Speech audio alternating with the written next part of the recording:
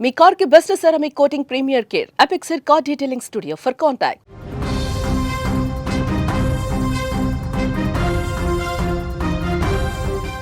ఓవైపు చలి, మరోవైపు వర్షాలు తెలుగు రాష్ట్రాల ప్రజలను ఇప్పుడు తీవ్ర ఇబ్బందులకు గురి చేస్తున్నాయి. దీనికి తోడు మరో తుఫాను హెచ్చరికలు ప్రజలను ఇప్పుడు భయాందోళనకు గురి చేస్తున్నాయి. ఆగ్నేయ బంగాళాఖాతంలో ఈ నెల 26న తుఫాను ఏర్పడేటువంటి అవకాశం ఉందని వాతావరణ శాఖ సంచలన విషయం తెలిపింది.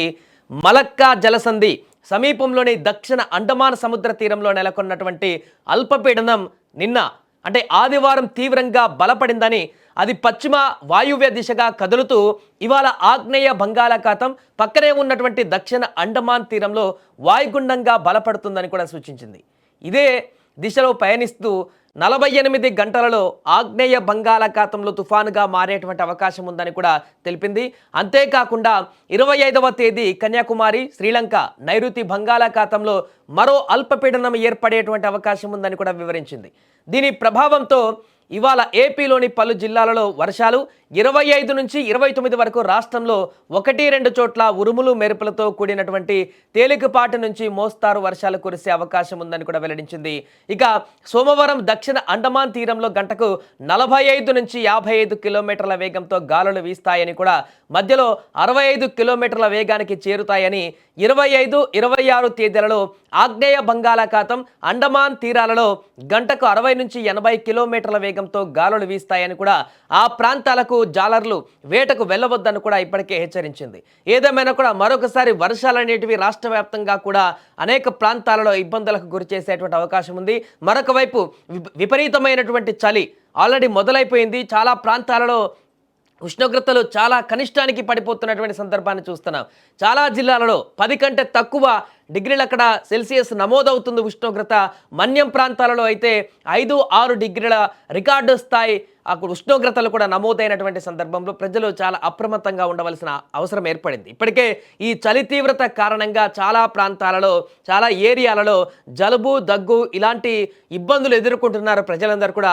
చలి జ్వరం కూడా ఏర్పడేటువంటి అవకాశం ఉన్నట్టుగా కూడా చెప్తున్నారు. కాబట్టి ప్రజలందరూ కూడా జాగ్రత్తగా హాట్ వాటర్ని ఎక్కువగా తాగడానికి ప్రిఫర్ చేయాలంటూ కూడా చెప్తున్నారు. ముఖ్యంగా మహిళలు, చిన్నపిల్లలు, వృద్ధులు ఈ యొక్క నిబంధనలు లేకుంటే ఈ యొక్క నియమాలు పాటించవలసిన అవసరం ఉంది. ఎందుకంటే ఏ చిన్న నిర్లక్ష్యం చేసినా కూడా ఇలాంటి వాతావరణ పరిస్థితులలో త్వరగా అనారోగ్యానికి గురయ్యేటువంటి అవకాశం ఉంటుంది. కాబట్టి కొంత జాగ్రత్త వహించాలని చెప్తున్నారు. ఇప్పుడు దీనికి తోడు 2 తెలుగు రాష్ట్రాలలో ఈ యొక్క చలి తీవ్రతతో చాలా ప్రాంతాలలో మారినటువంటి వాతావరణ పరిస్థితుల నేపథ్యంలో ఈ యొక్క జలుబు, దగ్గుతో ఇబ్బంది పడుతున్నటువంటి సందర్భానికి ఈ వర్షాలు కూడా తోడైతే మరింత ఎక్కువగా ఇబ్బంది పడేటువంటి అవకాశం ఉంటుంది. అనారోగ్య సమస్యలు వచ్చేటువంటి అవకాశం ఉంటుంది.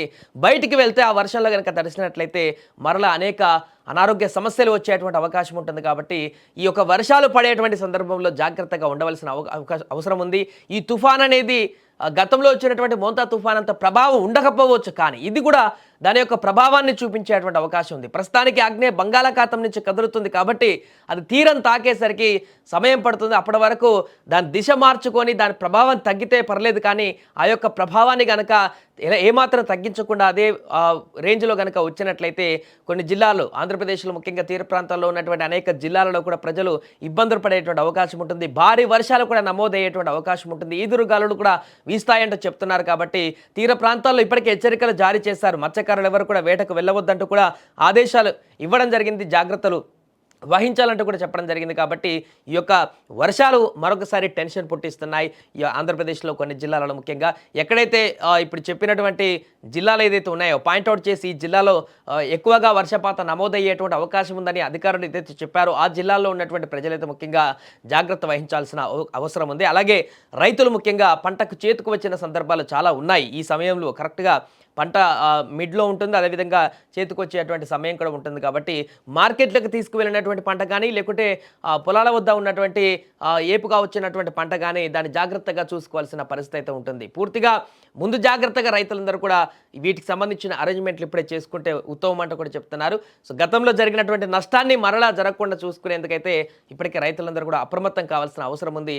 ఏదేమైనా కూడా మరొకసారి వర్షం ముప్పు అయితే కొనసాగబోతుంది. ఆంధ్రప్రదేశ్లో ముఖ్యంగా చాలా రోజుల నుంచి ఈ యొక్క వర్ష ప్రభావం అనేది రాష్ట్రాన్ని వదలట్లేదు. ఒకదాని తర్వాత ఒకటి అల్పపీడనాలంటూ తుఫాన్లంటూ వెంటబెట్టుకొని వస్తున్నాయి. ఆంధ్రప్రదేశ్లో మొత్తం పూర్తిగా వర్షాకాలం అయిపోయింది, చలికాలం ఎంటర్ అయిపోయింది. అయినా కూడా ఈ యొక్క వర్షాభావ పరిస్థితులు అయితే తగ్గడం లేదు.